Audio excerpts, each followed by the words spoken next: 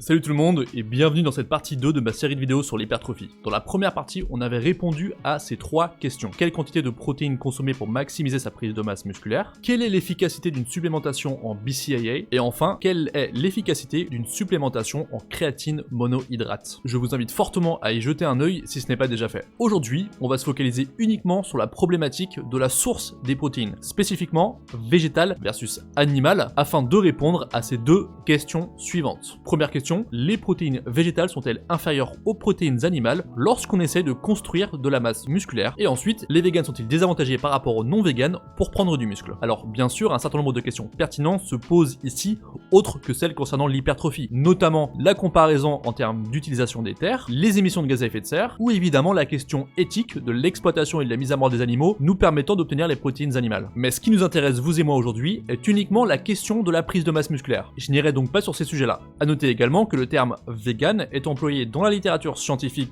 en nutrition pour désigner une alimentation excluant tout produit d'origine animale. C'est donc en ce sens même que j'emploierai également le terme vegan dans cette vidéo. Aussi, avant de commencer, je vais remettre ici un extrait de la vidéo précédente concernant les données scientifiques, pour celles et ceux qui ne l'auraient pas vu. Au sein de l'épidémiologie en général, et notamment en nutrition, il existe différents types d'études, aussi appelées enquêtes, que l'on peut principalement distinguer en 2 groupes. Les études dites observationnelles, qui consistent simplement à observer, mesurer, décrire une exposition, un phénomène au sein d'une population, avec ou sans comparaison entre groupes, mais sans intervenir dans ce qu'on appelle l'exposition. Cela comprend entre autres les cohortes et les études transversales. Et les études expérimentales qui consistent justement à intervenir dans certains paramètres de l'enquête, comme le contrôle de l'exposition. Cela comprend entre autres les essais contrôlés non randomisés et les essais contrôlés randomisés. Maintenant, la recherche épidémiologique est confrontée à différentes sources d'erreurs, notamment les erreurs aléatoires telles que les fluctuations d'échantillonnage qui sont dues au hasard et les erreurs systématiques que l'on appelle aussi biais, par exemple les biais de sélection ou de classement qui eux ne sont pas dus au hasard. Certains types d'enquêtes et de données sont plus susceptibles d'être pollués, si je puis dire, par ces différents types d'erreurs que d'autres. Et c'est là qu'intervient notamment ce qu'on appelle la pyramide de hiérarchie des preuves, un outil qu'il est indispensable de connaître dès lors que l'on souhaite se renseigner ou même débattre sur des questions empiriques données et investiguer les données existantes qui permettent de répondre aux questions. Il s'agit ainsi, comme son nom l'indique, d'un classement des différents types de preuves selon la fiabilité avec laquelle on peut produire à partir de ces preuves des inférences concluantes, démontrer des liens de causalité et apporter des réponses justes aux questions initialement posées. Généralement, ça se traduit par le rejet ou non d'une hypothèse. Maintenant, cette pyramide, selon les sources, peut se présenter de manière légèrement différente, mais elle adopte généralement le même standard. On y retrouve tout en bas les opinions d'experts, les études de cas, les études sur animaux non humains, les études in vitro, tout ceci constituant un niveau particulièrement faible de preuves. Bien plus fiables vont être les études transversales ou encore les études cas témoins. Plus fiables encore vont être les études de cohorte, surtout les cohortes prospectives, puis encore mieux, les essais contrôlés non randomisés, puis randomisés en simple, double ou triple aveugle. Et enfin, les revues systématiques et les méta-analyses constituent le plus haut niveau de preuves dont on dispose. Toutefois, attention, il est important de se rappeler que si cette pyramide est fort utile en tant qu'heuristique,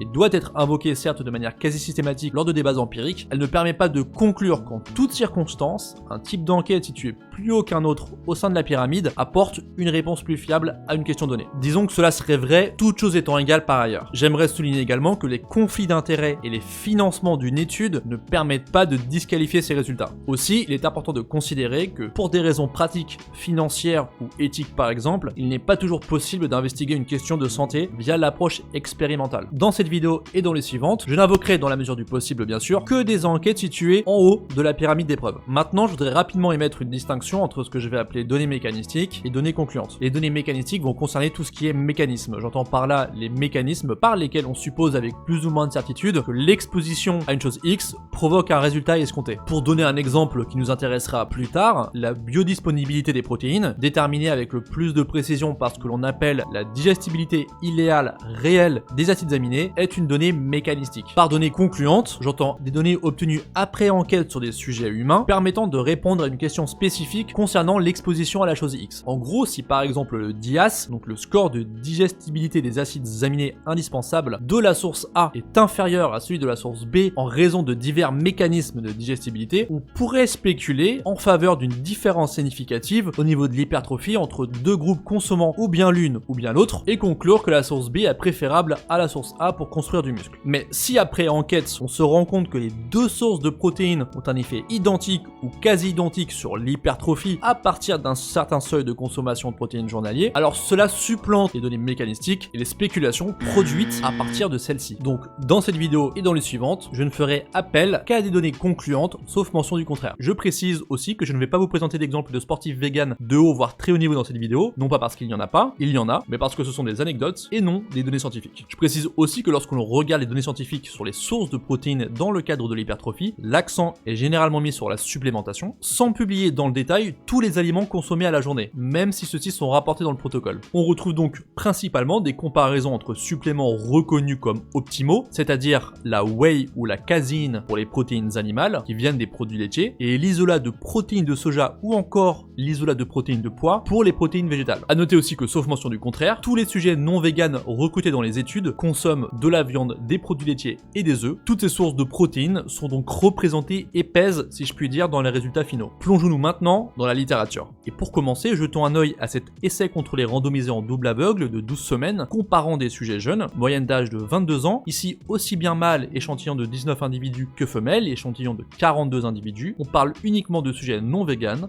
non fumeurs, et non habitué à la musculation. Le protocole d'entraînement ciblait tout le corps, consistait en 3 entraînements par semaine et incluait du développé couché, du développé incliné, des extensions de jambes, de la presse, du tirage vertical et horizontal ou encore des exercices d'abdominaux. Tous les sujets se supplémentaient de façon journalière avec ou bien 19 grammes de whey ou bien 26 grammes d'IPS, isolat de protéines de soja, de manière à ce que tout le monde ingère quasiment 2 grammes de leucine après l'entraînement. Pourquoi cela? Parce qu'un apport en leucine post-entraînement situé entre environ 2 et 3 grammes est généralement considéré comme adéquat pour maximiser la MPS, la synthèse protéique musculaire. Ça, on l'a vu dans la vidéo précédente. Cette supplémentation survenait ainsi tout de suite après workout les jours d'entraînement et entre les repas les jours de repos. Quels ont été les résultats de cette étude? Une augmentation significative de la masse musculaire et de la force a été observée chez tous les sujets, sans différence notable entre les deux groupes, ni au bout des 6 semaines, ni au bout des 12 semaines. Et s'il est vrai que la whey est plus riche en leucine pour 100 grammes que l'isolat de protéines de soja, et qu'il faut donc consommer plus d'IPS que de whey pour parvenir à un apport égal de leucine, soulignons que l'apport total en protéines journalier était égalisé pour tous les participants à environ 1,3 g par kilogramme de poids de corps. À apport en leucine égaux, l'isolat de protéines de soja est donc tout aussi efficace que la whey pour l'hypertrophie. Mais qu'en est-il d'une alimentation végane, excluant tout produit d'origine animale, y compris les produits laitiers et les œufs? Consommer uniquement des protéines végétales confère-t-il un désavantage pour construire de la masse musculaire? Pour répondre à cette question, l'idéal, bien entendu, serait d'avoir un essai contrôlé de plusieurs mois qui comparait des véganes avec des non-véganes. Et cela tombe très bien, un tel essai a été réalisé en 2021. Celui-ci avait pour objectif d'investiguer les effets de l'apport en protéines végétales versus animales sur la prise de masse musculaire et les gains de force chez de jeunes hommes faisant de la musculation. Un groupe vegan et un groupe non vegan ont été suivis pendant 12 semaines, moyenne d'âge de 26 ans, absence de conditions chroniques, consommation de protéines avant l'étude au minimum conforme à l'AGR, c'est-à-dire 0,8 g par kilogramme de poids de corps comme on l'a vu dans la vidéo précédente, aucune activité physique de type musculation dans les 12 derniers mois. Notons que tous les sujets véganes l'étaient depuis au moins 1 an avant le début de l'intervention. A noter, très important aussi, que l'apport total en protéines a été ajusté pour chaque sujet de chaque groupe à 1,6 g par kilogramme de poids de corps par jour, qui semble être l'apport minimal idéal pour maximiser l'hypertrophie, comme on l'a également vu dans la vidéo précédente. L'ajustement a été optimisé via une supplémentation en protéines,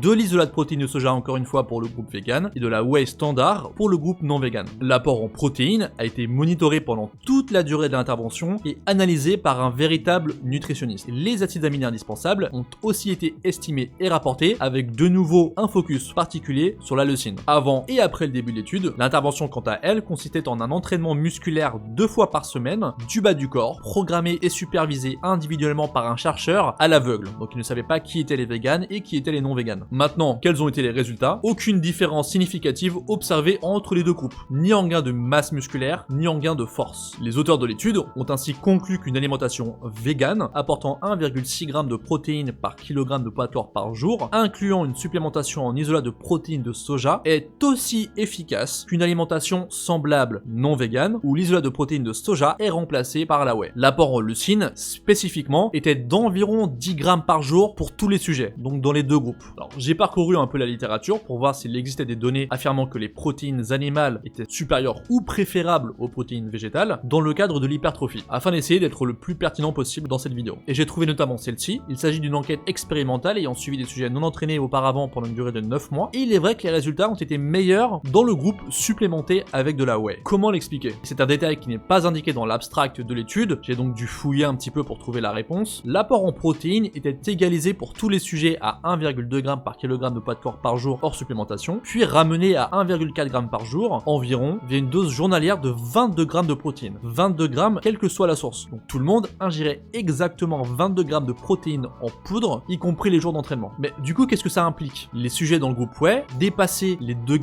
de leucine dans leur dose de supplémentation, comme dans les autres études expérimentales que j'ai citées dans cette vidéo, dont le protocole visait justement à stimuler la MPS et donc l'hypertrophie, tandis que le groupe supplémenté en IPS n'atteignait même pas 1,4 g. Pourquoi? En fait, les chercheurs n'ont pas pris la peine de s'assurer dans leur protocole que l'apport en leucine était équivalent entre les deux groupes. La quantité en grammes de protéines supplémentées était équivalente, mais avec un profil d'acides aminés différent. Pas étonnant donc de constater un résultat différent de ce que l'on a vu auparavant. On retrouve d'ailleurs un problème similaire dans cette étude expérimentale de 2009, comparant là aussi whey et IPS, et ayant démontré là aussi de meilleurs résultats dans le groupe whey. Passons donc maintenant à la conclusion de cette vidéo. Les protéines végétales sont-elles inférieures aux protéines animales lorsqu'on essaie de construire ou maintenir de la masse musculaire? Nous avons vu dans ces deux vidéos finalement que deux facteurs doivent être considérés en ce qui concerne l'apport en protéines dans le cadre de l'hypertrophie. L'apport journalier total et le profil en acides aminés des protéines consommées. Et il est vrai que la whey, qui est le supplément dominant largement le marché mondial aujourd'hui, a une composition plus riche en leucine que l'IPS, son principal concurrent végétal, pour 100 g. Et c'est potentiellement vrai pour d'autres sources de protéines, végétales versus animales, que cela aille dans un sens d'ailleurs ou dans l'autre. De ce point de vue-là donc, on pourrait dire qu'une source de protéines est supérieure à une autre pour l'hypertrophie si son profil d'acides aminés est plus riche en leucine. Ok, pourquoi pas. Cependant, comme le démontrent les données, ce sont bel et bien l'apport journalier total en protéines et en leucine qui sont déterminants pour maximiser l'hypertrophie, que leur source soit animale ou végétale ne semble faire en fait aucune différence au final. Et ce, même en suivant une alimentation végane, 100% donc végétalienne, sans aucun produit d'origine animale. Fait intéressant que j'aimerais soulever ici, il existe désormais de la whey synthétique, c'est-à-dire fabriquée intégralement en laboratoire, donc ne nécessitant pas l'exploitation ni la mort de vaches laitières ou encore de veaux pour l'obtenir. Cette compagnie américaine en commercialise sous le nom de V-Whey et son profil en acides aminés est supérieur d'ailleurs à la whey classique ainsi qu'à l'IPS pour 100 g, ce qui pourrait en faire la meilleure protéine sur le marché pour maximiser l'hypertrophie si encore une fois ce qu'on recherche est un ratio en acides aminés indispensables et notamment en leucine le plus élevé pour 100 g. Ne pas vouloir adopter une alimentation 100% végétalienne par peur de ne pas maintenir sa masse musculaire ou par peur de ne pas construire davantage de masse musculaire est donc une inquiétude qui n'a absolument pas lieu d'être tant que l'on s'assure d'un apport adéquat en protéines et en leucine. Merci d'avoir regardé cette vidéo. Si vous avez des questions dans les commentaires, j'essaierai d'y répondre. Sinon vous pouvez passer sur mon Discord et j'y répondrai là également. Et surtout n'hésitez pas à partager cette vidéo chaque fois que vous tombez sur un débat protéines animales versus protéines végétales pour la masse musculaire. A très bientôt, ciao.